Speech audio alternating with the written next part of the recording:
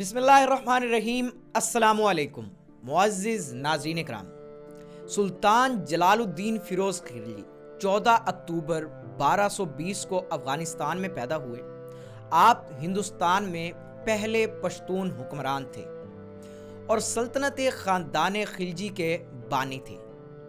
تخت نشینی کے وقت آپ کی عمر تقریباً 70 سال تھی۔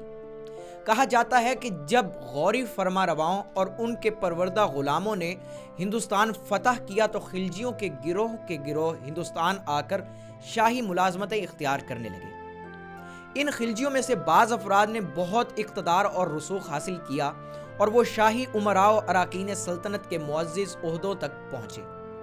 ان مقتدر امراء خلجی میں سلطان جلال الدین سلطان محمد خلجی مندوی بھی تھے۔ جلال الدین بڑے تزک کے ساتھ بہادر پور سے کیلوکھری آیا۔ کچھ دنوں تک تو اس نے سلطان شمس الدین کو تخت پر بٹھا کر خود اس کے نائب کی حیثیت سے کام کیا، لیکن 688 ہجری میں اس نے شمس الدین کو موت کے گھاٹ اتار دیا اور اپنی بادشاہت کا اعلان کر دیا۔ تخت نشینی کے وقت اس کی عمر تقریباً 70 سال تھی۔ ظلم و شقاوت سے کنارہ کشی اختیار کر کے لطف و کرم کو اپنا شعار بنایا۔ اس نے دریائے جمنا کے کنارے باغ لگوایا۔ کیلوکھری میں مسجدوں اور بازاروں کا ایک خوبصورت سلسلہ تعمیر کروا کے اس شہر کو شہر نو کے نام سے موسوم کیا۔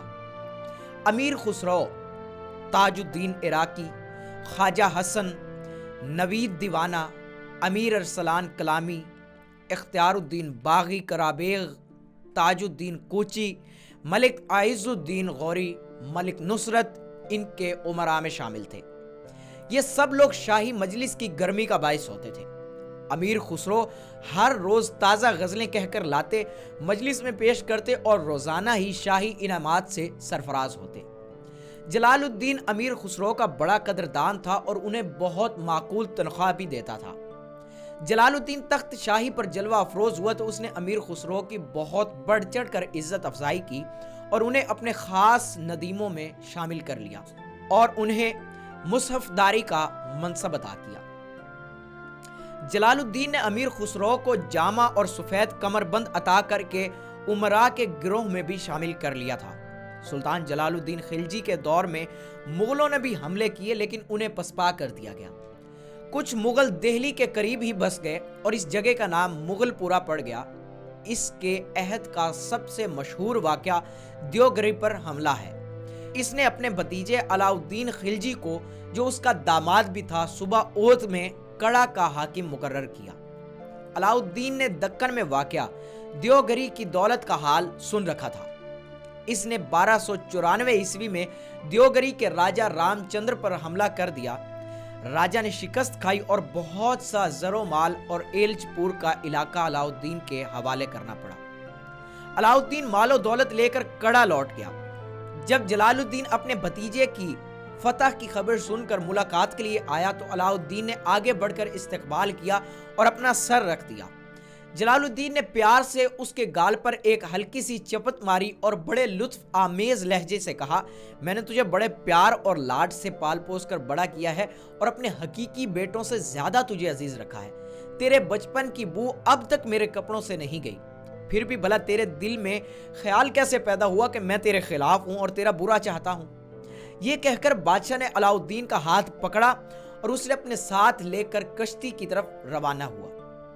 علاء الدین نے اس موقع پر ان لوگوں کو اشارہ کیا جو بادشاہ کو قتل کرنے کے لیے متعین کیے گئے تھے۔ سمانہ کے ایک ذلیل سپاہی نے، جس کا نام محمود بن سالم تھا، بادشاہ پر تلوار کا وار کیا۔